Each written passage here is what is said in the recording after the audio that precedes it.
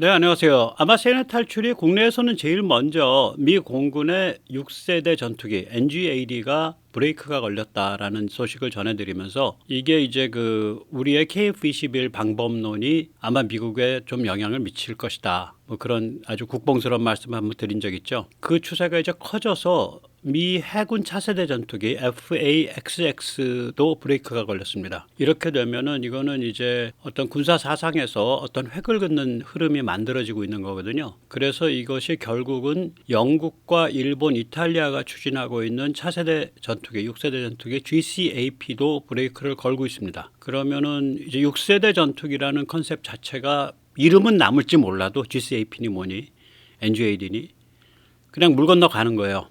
5세대, 5.5세대에서 끝나는 겁니다. 그러니까 KF-21이 맞았다는 소리가 되는 거죠. 한국 공군 또 국방부가 이거 알고서 이렇게 왔나 참 신통방통한 일입니다. 오늘 그거를 이제 좀 더 깊게 파보겠습니다. 어떤 일이든지 깊게 파면 거기서 깊은 이치가 나오는 경우가 많죠. 오늘도 이걸 깊게 좀 파보면 그냥 저놈들 다 망했다, 일본 다 망했다 이렇게 뭐 깨춤을 출 일이 아니라 거기서 아주 깊고 심오한 이치가 좀 나옵니다.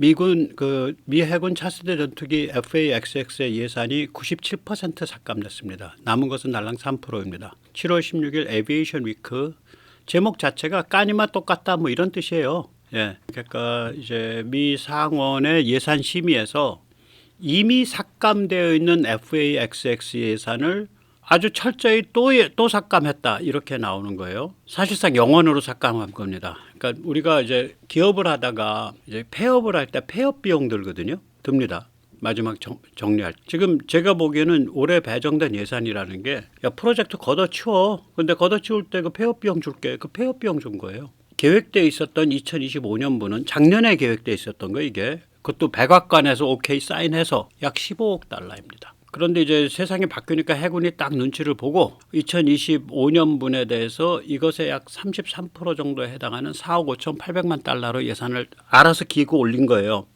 그런데 상원이 야 무슨 소리야? 거기 앞에 4억대 그리고 5,300만 달러 뭐 우리 돈으로 달랑 한 800억, 700억 정도 준 겁니다. 이거는 2023년에 계획돼 있던 것의 3% 정도에 불과합니다. 그럼 나머지 돈은 뭐 상원원들이 뭐 나눠서 가지고 나가서 술 먹었냐? 아닙니다. 당연히 전함 건조 비용으로 그쪽에 엎어줬습니다. 그쪽을 증액시켜줬습니다. 참고로 불과 1년 전인 2023년 7월 백악관은 국방부 특별회계 이거를 링크 플러미어러라고 부르는데 저도 뜻은 모르겠어요. 링크 플러미어러라고 부르는데 이 국방부 특별회계 계정에 향후 4년 동안 일단 115억 달러를 배정했고요. 2025년 예산으로 15억 달러를 그중에서 배정을 했었습니다. 그러니 뭐 3% 달랑 받은 거죠. 3% 정도.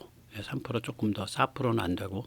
그래서 이게 굉장히 특이한 일인 게 보통 이제 굉장히 이렇게 무참하게 대패질하는 경우가 예외적입니다. 메타 디펜스 프랑스 군사 전문 매체 7월 18일에 이런 말이 나옵니다. 2024년 미 육군의 미래 강습 정찰 헬기 파라 프로젝트를 없앴을 때에는 연구개발 자금은 계속해서 2027년까지 3년간 더 집행하는 방식이었다. 반면에 이번 FA-XX는 단번에 전체 계획뿐 아니라 연구개발까지 끊어버린 것이다.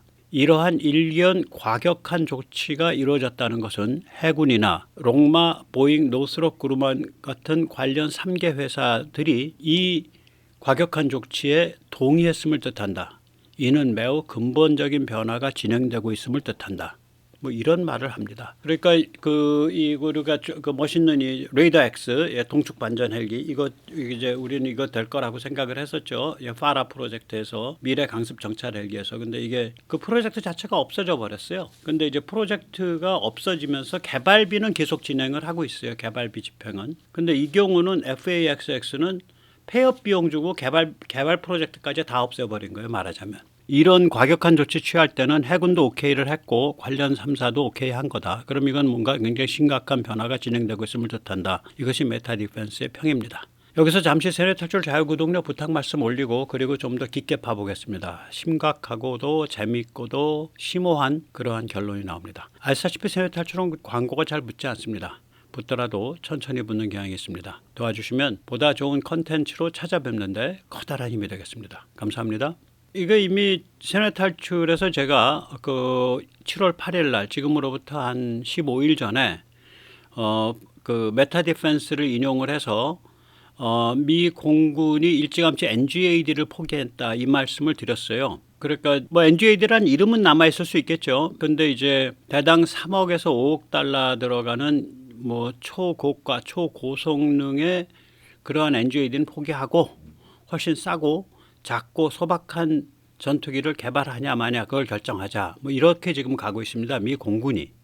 네. 그래서 이제 이거를 프랑스 잡지거든요. 이 메타 디펜스가 이게 이제 상당히 그 촉이 빨라요. 왜 그러냐면 프랑스가 서방에서는 미국 다음에 무기 수출국이잖아요. 무기 전체 체계를 다 갖추고 있는 데잖아요. 거기가. 그러니까 이제 이 프랑스 매체에서 읽어내는 추세라는 게 굉장히 정확합니다. 이때 이제 그 왜 미 공군이 이걸 포기했냐, 또 어떤 컨셉이냐. 라고 할 때 이걸 이제 그 당시 제가 세뇌 탈출에서 한 보름 전에 설명할 때 한 3가지 정도를 짚어드렸습니다. 메타 디펜스의 얘기를 정리한 거예요. 첫째, 미 공군은 돈이 억수로 들어갈 필수 프로젝트가 이미 4개나 있다. F-35에 계속 더 사들여야 되고 B-21 스텔스 전익기 계속 한 2,300대 사들여야 되고 신형 ICBM 센티넬, 그러니까 지상발사 대륙간 탄도미사일, 특이하게도 지상발사 대륙간 탄도미사일인데 육군이 아니라 공군이 운용합니다. 네 번째로 공중드론 CCA.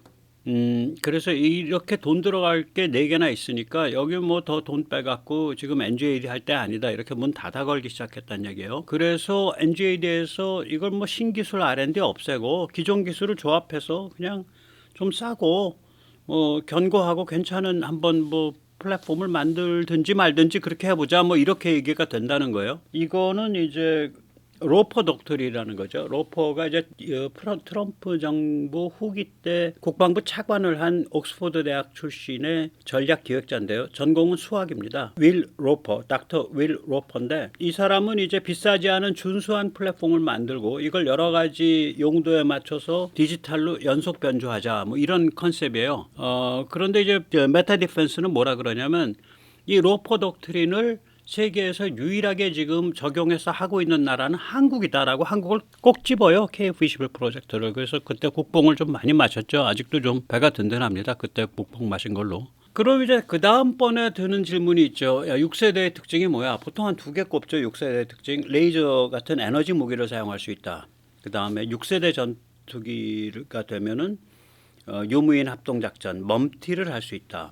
그러면 6세대가 아니기 때문에 앞으로 공중드론이나 유무인 합동작전 없어지는 거예요? 아닙니다. 철저히. 이걸 이제 우리가 주목해야 돼요. F-35가 유무인 합동작전 능력. 이걸 메타 디펜스는 쿼터백 능력이라 그러더라고요. 이걸 갖추는 구조로 옮겨가는 중이다. F-35가 그냥 하면 된다 이거지, 쿼터백을. 또 F-22 지금 업그레이드하고 있는데 아마 여기에도 이 능력이 포함될 가능성이 있다. 심지어 F-16 V 최신형과 F-15EX에도 이 능력을 부여하는 방안도 거론되고 있다. 유무인 합동작전 능력을. 그러니까 4.5세대. 개발 중인 라팔 최신형 F5 모델과 유로파이터 최신형 임플멘테이션 3 모델이 유무인 합동작전 능력을 가지게 되는 것과 마찬가지다. 참고로 지금 프랑스는 뭐 차세대 비행기는 2040년대나 돼서 나올 똥말똥하니까 라팔을 상당한 액수의 돈을 들입니다. 한 우리나라로 치면 한 8, 9조 정도. 우리 KF-11 개발비 정도 들여서 라팔을 엄청 개발을 하는데요. 그게 뭐 8, 9조 들여서 뭐 유무인 합동 작전 좀 넣고 레이더 좀 갈고 뭐 그런 몇 가지예요. 그러니까 5세대의 기능을 좀 더 넣는 걸로 돈을 많이 쓰더라고요.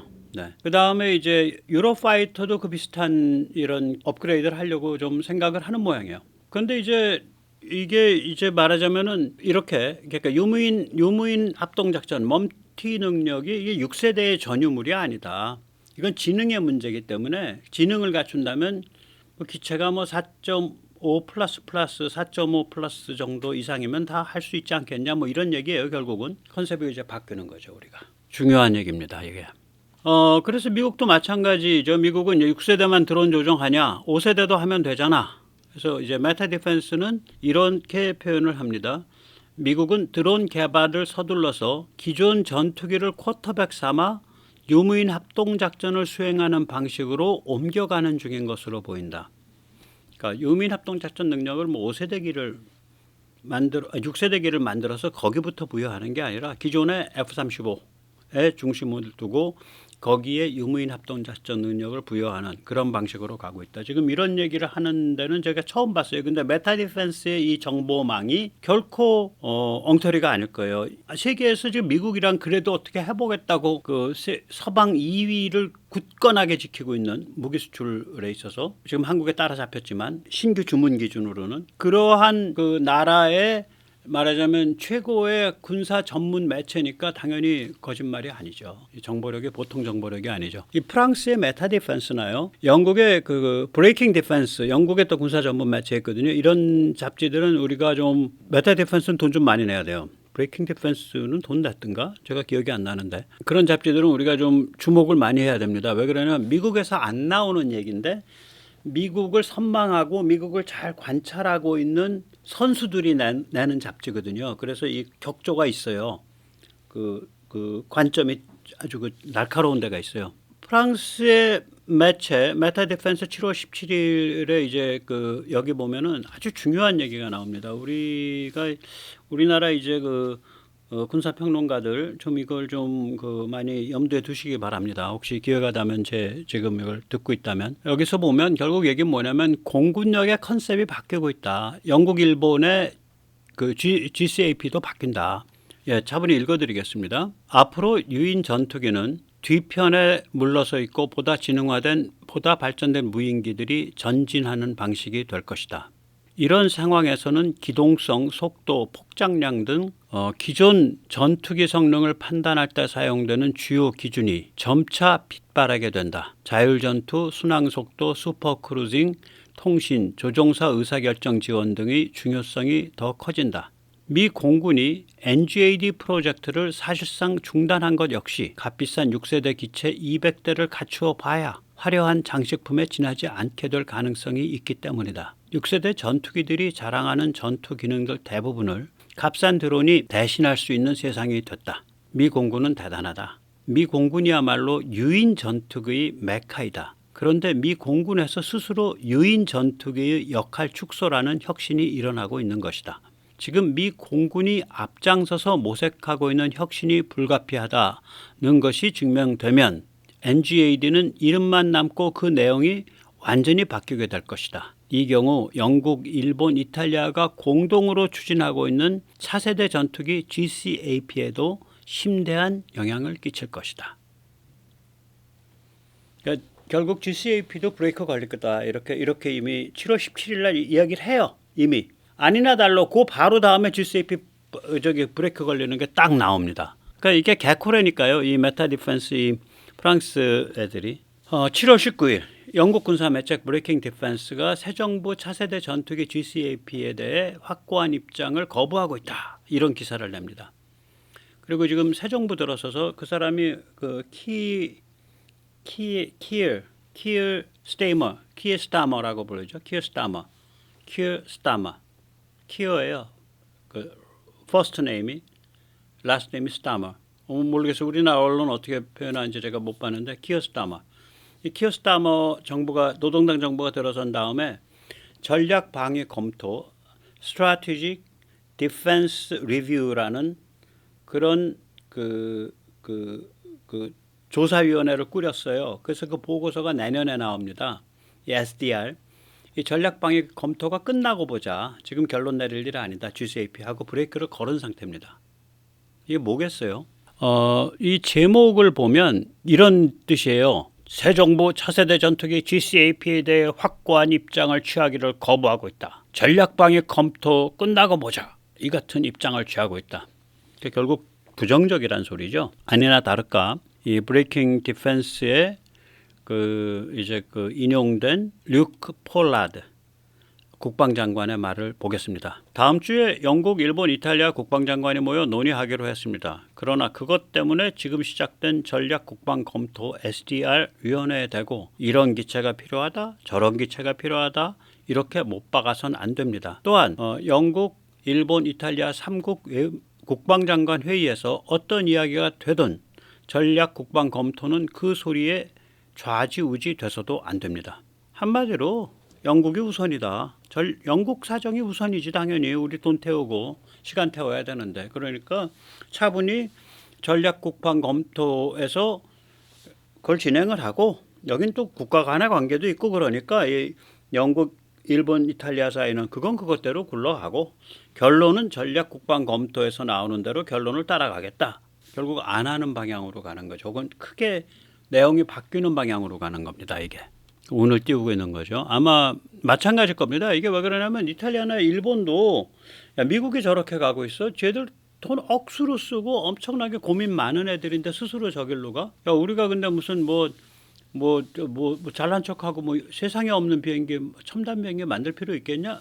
결국 그렇게 되는 거죠. 그래서 아마 나이스하게 그게 해체되든지 GCAP가 아니면 이름은 숨겨야 돼 전혀 다른 아주 소박한 비행기 혹은 견실한 비행기 실용적인 전투기를 만드는 것으로 변화할 겁니다. 예, 그 점에 대해서 이제 영국의 이 국방 전략 전문가 중에 저스틴 브롱크인데 이게 이제 브레이킹 디펜스에서 인용한 사람이에요. 뭐 제가 뭐 이런 사람 어떻게 알겠어요? 여기서 보면 이런 말이 나옵니다. 영국 보수당 정부는 GCAP에 170억 파운드를 투자하기로 결정했었다. 그러나 앞으로 5년이 유럽 안보의 최대 고비이다. 지금이 한가하게 GCAP 같은 프로젝트에 돈 써야 할 때인가요? 미국조차 NGAD가 너무 비싸다고 전면 재검토에 들어갔다. 지금 중요한 것은 GCAP에 돈 쓰는 게 아니라 러시아를 군사적으로 저지하는 것이다. 이게 상당히 유명한 연구소인가 봐요. 왕립합동전략연구소 Royal United Services Institute. 이 서비스라고 하면 육해공을 뜻하죠. 예, 육해공. 예.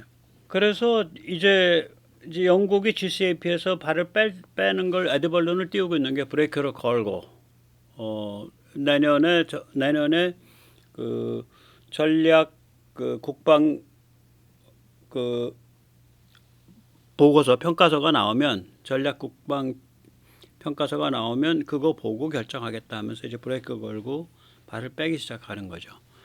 그러니까 우리가 알아왔던 GCAP 그 근사한 6세대 전투기로서의 GCAP.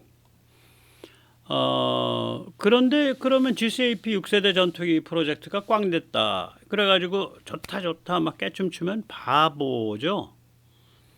왜 그러냐면 이게 세 나라의 그 체면에 걸려 있기 때문에 이름은 승계를 하되 실용적인 4.5 플러스 전투기를 만들든가 뭐 그럴 수가 있어요.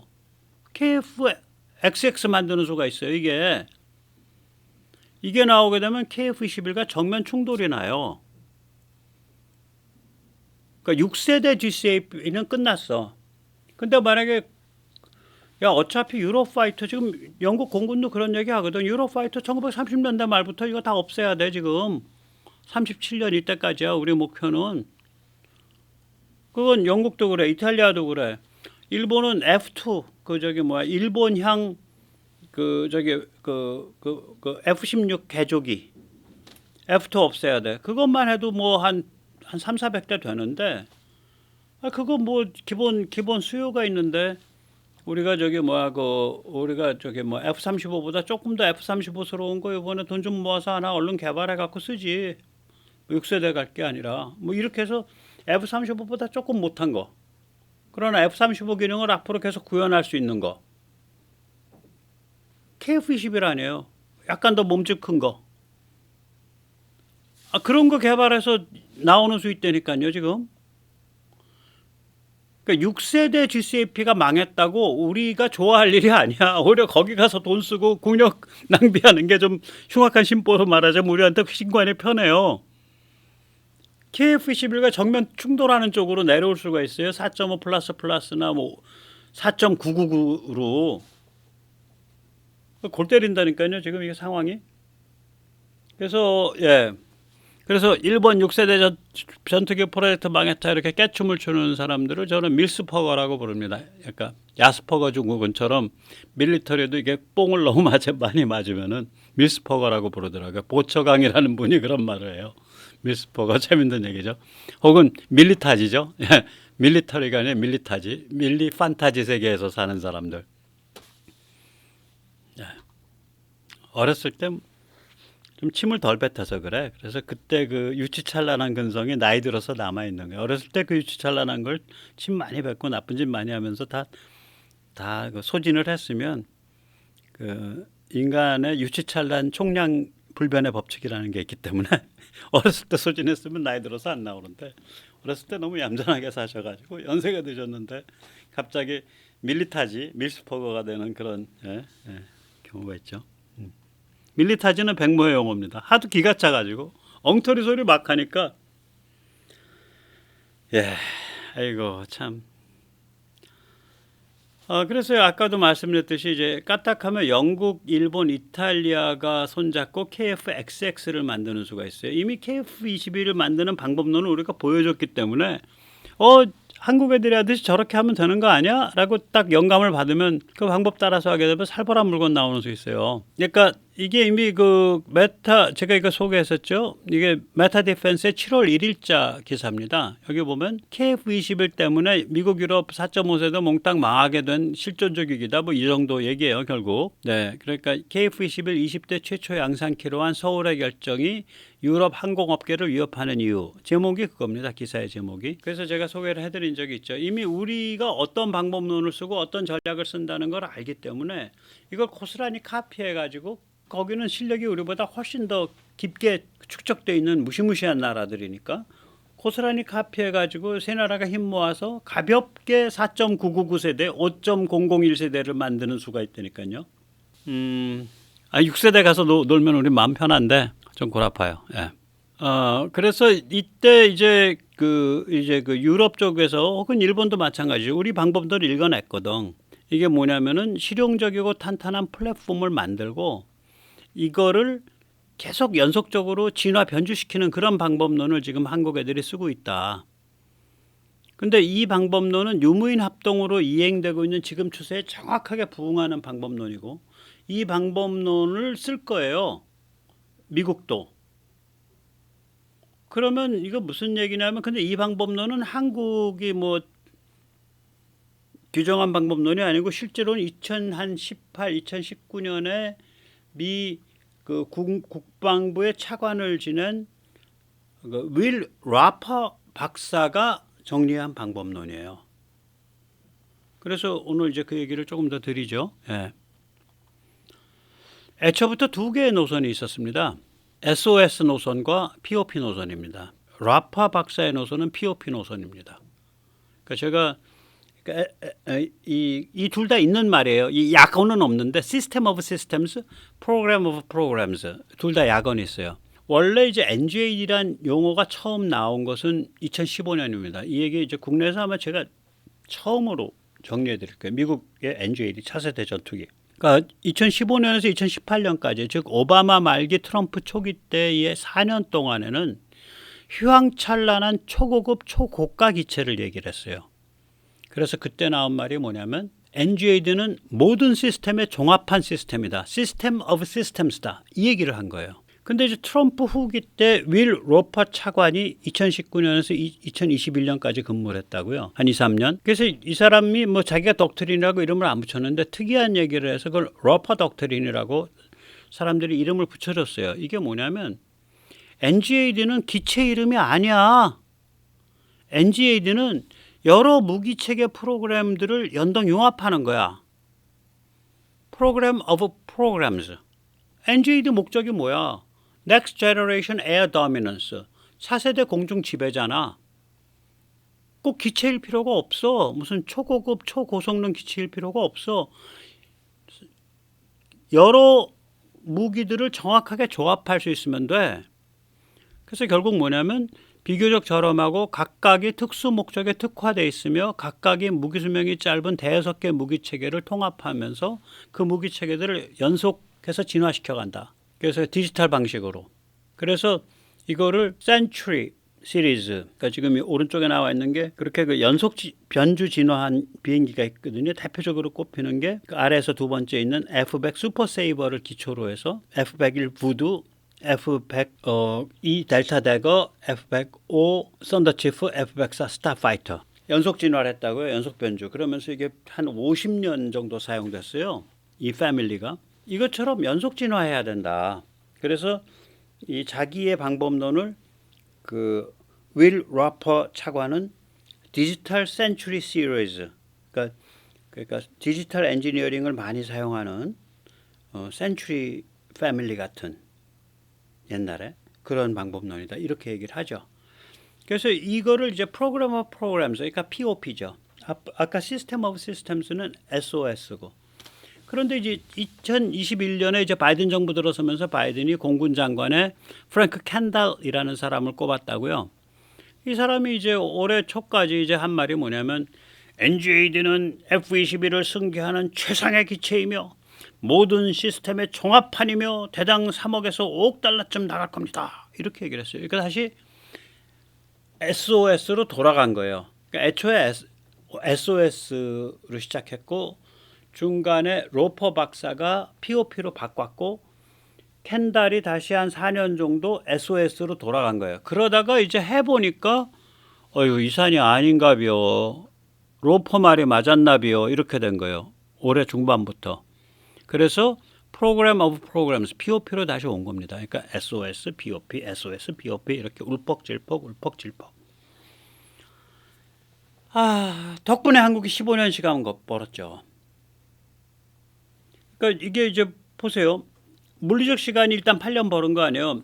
미국이나 선진국들이 뭐 6세대 간다, 6세대 간다 하면서 한 2015년부터 헤매고 있는 동안 한국은 2015년부터 2024년까지 헤매고 있는 동안 물론 그때 연구개발한 게 다 쓰레기통 가는 건 아니지만 어떤 포커스가 없이 연구개발한다는 건 대학에서 하는 거지. 포커스가 잘못돼 있으면 결국은 시간을 잃어버린 거예요. 돈 잃어버린 거고. 우리는 물리적 시간 한 8년 벌은 거예요. 그거. 그 다음에 우리가 일관되게 달려왔으니까 지금 이 시점에서 보면 우리가 5년에서 몇 년은 벌어 있다고요. 그 다음 한국의 빨리빨리 가속 능력이 2년은 봐줘야죠. 최소한. 한마디로 말하면 우리가 이런 그 고급 기종 처음 해보는 건데 이거 쓸만하게 우리가 아마 만들어지는 게 2030년대 한 중반 될 겁니다. 2035년. 쓸만하다는 게 2024년 기준에 올해 기준에 F-35의 항전 장비 능력 갖추고 있고 그 다음에 가오리 스텔스 거느리고 다니고 무인 편대기 거느리고 다니고 참고로 무인 편대기랑 무인 편대기는 2028년부터 아마 그 같이 움직이기 시작할 거고요. 가오리 스텔스 가오리는 2029년이나 2030년부터 같이 움직일 겁니다. 엔진이 나오는 시점이 그래요. 2025년에 무인 편대기 엔진 5,500파운드짜리 나오거든요.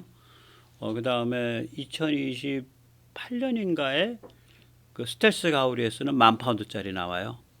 엔진 나오고 한 2년이면은 그게 나오니까 이미 그때 움직이기 시작을 해요. 그리고 우리가 2032년 초중반이 되면 내부 무장창의 스텔스 쪽엔 그런 거가 아마 될 겁니다. 대충. 근데 왜 완성점을 2040년이라 그러냐?